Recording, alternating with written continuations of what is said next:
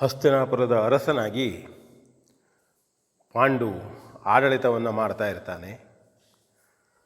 ಭೀಷ್ಮಾಚಾರ್ಯರು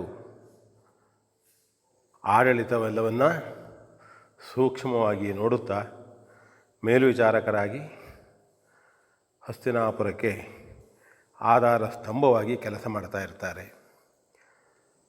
ಪಾಂಡುವಿನ ಆಡಳಿತ ಜನಪ್ರಿಯವಾಗಿತ್ತು. ಜನರು ಸುಖವಾಗಿದ್ದರು. ದಾನ ಧರ್ಮಾದಿಗಳು ನಡೆಯುತ್ತಿತ್ತು. ಒಳ್ಳೆಯ ಆಡಳಿತ ಎಂಬುದಾಗಿ ಎಲ್ಲ ಕಡೆ ಮನೆ ಮಾತಾಗಿತ್ತು. ಹೆಂಡತಿಯಾದಂತಹ ಕುಂತಿ ಮತ್ತು ಮಾದ್ರಿ, ಕುಂತಿ ಭೋಜನ ಮಗಳು ಕುಂತಿ, ಮಾದ್ರದೇಶದ ಅರಸನ ಮಗಳು ಮಾದ್ರಿ, ಇಬ್ಬರು ಹೆಂಡಂದಿರು ಸುಖವಾಗಿದ್ದರು. ಹೀಗಿದ್ದಾಗ ಒಮ್ಮೆ ಪಾಂಡು ಚಕ್ರವರ್ತಿ ತಾನು ಬೇಟೆಗಾಗಿ ವನಕ್ಕೆ ಹೋಗಬೇಕು ಎಂಬುದಾಗಿ ಸಂಕಲ್ಪ ಮಾಡಿದಾಗ ಇಬ್ಬರು ಹೆಂಡಂದಿರು ಕೂಡ ಅವನನ್ನು ಅನುಸರಿಸುತ್ತಾರೆ, ಬೇಟೆಗೆ ಹೋಗ್ತಾರೆ. ತುಂಬ ಉತ್ಸಾಹದಿಂದ ಬೇಟೆಯನ್ನು ಮಾಡುತ್ತಾ ವಿಹರಿಸುತ್ತಾ ಇರುವ ಸಂದರ್ಭದಲ್ಲಿ ಅರಣ್ಯದಲ್ಲಿ ಕಿಂದಮ ಎನ್ನತಕ್ಕಂಥ ತಪಸ್ವಿಯರುವರು ತನ್ನ ಪತ್ನಿಯೊಂದಿಗೆ ರೂಪವನ್ನು ಮರೆಮಾಚಿ, ಅಂದರೆ ಹರಿಣಿಯ ವೇಷವನ್ನು ಧರಿಸಿ ಕ್ರೀಡೆಯಲ್ಲಿ ತೊಡಗಿರುತ್ತಾರೆ. ಅವರಷ್ಟಕ್ಕೆ ಅವರು ಕ್ರೀಡೆಯಲ್ಲಿರ್ತಾರೆ. ಇದನ್ನು ನೋಡಿದಂತಹ ಪಾಂಡು ತಾನು ಅಂತಹ ಹರಿಣಿಗಳನ್ನು ಹೊಡೆಯಬಾರದು, ತಪ್ಪು, ಪಾಪ, ಧರ್ಮ ಸಮ್ಮತವಲ್ಲದದ್ದು ಎನ್ನುವುದು ತಿಳಿದವನಾದರೂ ಸಹಿತ ವಿಧಿ ವಶಾತ್ ಅವನು ಆ ಪ್ರಾಣಿಗಳೆಂದು ತಿಳಿದು ಬಾಣವನ್ನು ಬಿಡುತ್ತಾನೆ. ಆಗ ಅವರು ಬಿದ್ದು ಸಾಯುತ್ತಾರೆ ಮತ್ತು ಮೂಲ ರೂಪ ಗೊತ್ತಾಗ್ತದೆ. ಪಾಂಡುವಿಗೆ ಅತ್ಯಂತ ದುಃಖ ಆಗ್ತದೆ. ಅವನು ಆ ರೀತಿಯ ದುಷ್ಟನಲ್ಲ. ಹೋಗಿ ನೋಡ್ತಾನೆ, ತನ್ನನ್ನು ಕ್ಷಮಿಸಬೇಕು ಎಂಬುದಾಗಿ ಅವರಲ್ಲಿ ಕೇಳ್ಕೊಳ್ತಾನೆ.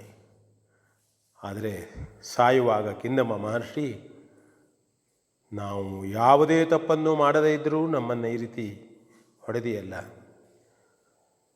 ನಿನ್ನ ಹೆಂಡತಿಯರೊಡನೆ ನೀವು ಕೂಡಿದಾಗ ನೀನು ಸತ್ತು ಹೋಗು ಎಂಬುದಾಗಿ ಅವನಿಗೆ ಶಪಿಸುತ್ತಾರೆ ಮತ್ತು ಅವರು ಸಾಯುತ್ತಾರೆ. ಪಾಂಡುವಿಗೆ ಎಲ್ಲಿಲ್ಲದ ದುಃಖ ಆಗ್ತದೆ. ಕುಂತಿ ಮಾದ್ರಿಯರು ಅತ್ಯಂತ ದುಃಖಿತರಾಗ್ತಾರೆ. ನಂತರ ತಾವಿನ್ನು ಅರಣ್ಯದಲ್ಲಿಯೇ ಉಳಿಯಬೇಕು, ರಾಜ್ಯಕ್ಕೆ ಹೋಗಬಾರದು ಎಂಬುದಾಗಿ ಪಾಂಡು ನಿರ್ಣಯಿಸ್ತಾನೆ. ಕುಂತಿ ಮಾದ್ರಿಯರು ಅವನೊಂದಿಗೆ ಅರಣ್ಯದಲ್ಲೇ ಉಳಿಯುತ್ತಾರೆ. ಹಸ್ತಿನಾಪುರಕ್ಕೆ ಸುದ್ದಿಯನ್ನು ತಲುಪಿಸ್ತಾರೆ. ಭೀಷ್ಮಾಚಾರ್ಯರಿಂದ ಎಲ್ಲರೂ ಅತ್ಯಂತ ದುಃಖಿತರಾಗ್ತಾರೆ. ಆದರೆ ಅನಿವಾರ್ಯವಾದಂತಹ ಸಂದರ್ಭ. ಹೀಗಿದ್ದಾಗ ಪಾಂಡು ಪತ್ನಿಯರೊಂದಿಗೆ ಅರಣ್ಯದಲ್ಲಿರುವಂತಹ ಸಂದರ್ಭದಲ್ಲಿ ಋಷಿಗಳಲ್ಲಿ ಹೇಳಿಕೊಳ್ತಾನೆ, ತನಗೆ ಮುಂದೆ ಉತ್ತಮವಾದಂತಹ ಸ್ಥಾನ ಸಿಗೋದಿಲ್ಲ, ಮಕ್ಕಳಿಲ್ಲ, ತನಗೆ ಸಂತಾನ ಇಲ್ಲ, ಹಾಗಾಗಿ ಏನು ಮಾಡುವುದು ಎಂಬ ಚಿಂತೆಯಲ್ಲಿದ್ದೇನೆ ಎಂಬುದಾಗಿ ಹೇಳ್ತಾನೆ. ಆಗ ಆ ಋಷಿಗಳು ಅವನಿಗೆ, ಹಾಗೆ ಮರುಗಬೇಡ, ಹಲವಾರು ಮಾರ್ಗಗಳು ಮಕ್ಕಳನ್ನು ಪಡೆಯುವ ಬಗ್ಗೆ ಉಂಟು ಎಂಬುದಾಗಿ ಅವನಿಗೆ ಧೈರ್ಯವನ್ನು ಕೊಡ್ತಾರೆ. ನಂತರ ಮನೆಗೆ ಬಂದಾಗ ಕುಂತಿಯಲ್ಲಿ ಈ ವಿಷಯವನ್ನು ಅರಗುತ್ತಾನೆ. ಮಕ್ಕಳಿಲ್ಲದೆ ನಮಗೆ ಗತಿಯೇ ಇಲ್ಲ, ಹಾಗಾಗಿ ನಿಯೋಗ ಪದ್ಧತಿನೋ ಬೇರೆ ಯಾವುದೇ ಪದ್ಧತಿಯಿಂದ ನಾವು ಮಕ್ಕಳನ್ನು ಪಡೆಯಬೇಕು ಎಂಬುದಾಗಿ ಕುಂತಿಯಲ್ಲಿ ಹೇಳಿದಾಗ ಕುಂತಿಗೆ ದೂರ್ವಾಸರು ಕೊಟ್ಟಂತಹ ಮಂತ್ರದ ನೆನಪಾಗ್ತದೆ. ಅದನ್ನು ಪಾಂಡುವಿಗೆ ಹೇಳಿದಾಗ ಅವನು ಒಪ್ಪಿಕೊಳ್ತಾನೆ. ನಂತರದಲ್ಲಿ ಮಂತ್ರವನ್ನು ಪಠಿಸುವ ನಿರ್ಣಯ ಮಾಡ್ತಾಳೆ. ಪ್ರಾರಂಭದಲ್ಲಿ ಯಮಧರ್ಮರಾಯನನ್ನು ಸ್ಮರಿಸಿ ಪುತ್ರ ಭಿಕ್ಷೆಯನ್ನು ಬೇಡಿದಾಗ ಯಮಧರ್ಮರಾಯ ಪುತ್ರನನ್ನು ಕರುಣಿಸುತ್ತಾನೆ. ಅವನೇ ಧರ್ಮರಾಯ.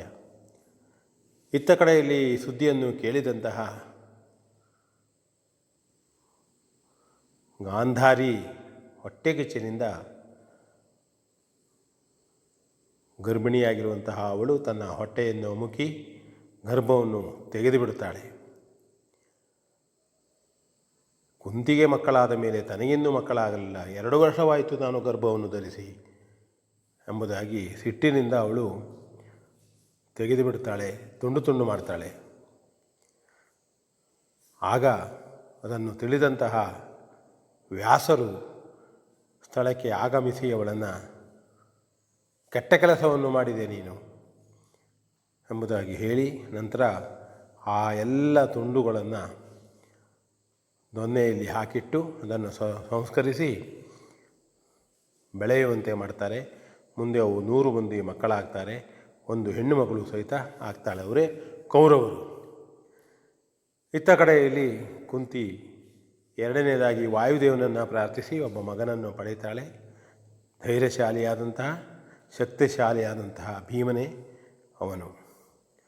ಮೂರನೇದಾಗಿ ಇಂದ್ರದೇವನನ್ನು ಪ್ರಾರ್ಥಿಸಿ ಒಂದು ಮಗನನ್ನು ಪಡೆಯುತ್ತಾಳೆ, ಅವನೇ ಅರ್ಜುನ.